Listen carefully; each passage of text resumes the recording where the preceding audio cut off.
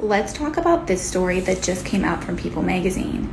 This is a story about a woman who had a breast augmentation, didn't know what her activity restrictions were after surgery, picked up her toddler, and immediately the implant moved, got into the wrong place, and this would require a surgery to fix.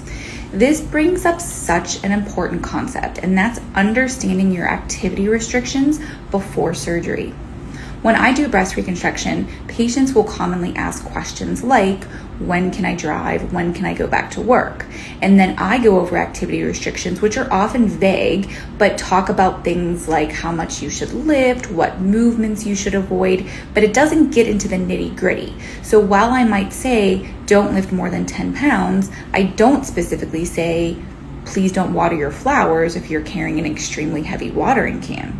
The reason I bring that story up is because one of my patients literally did that this week. 1 week after her breast reconstruction, was watering plants on a farm and ended up having a complication.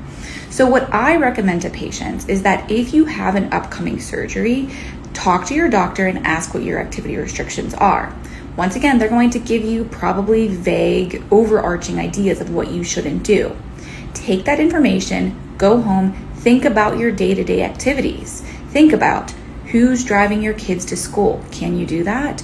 Who is doing your laundry? Who's doing your groceries? Who's watering your flowers? Who's walking your dog? There are so many things that you should think about before surgery.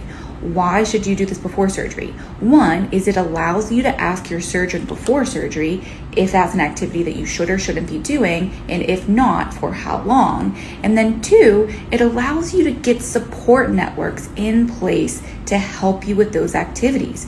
If you haven't thought about who's going to water your flowers, you're going to be stressed out about that after surgery if you didn't think about it before surgery. If you had surgery and you had activity restrictions, but they weren't clear, let me know below what you wish you knew before surgery.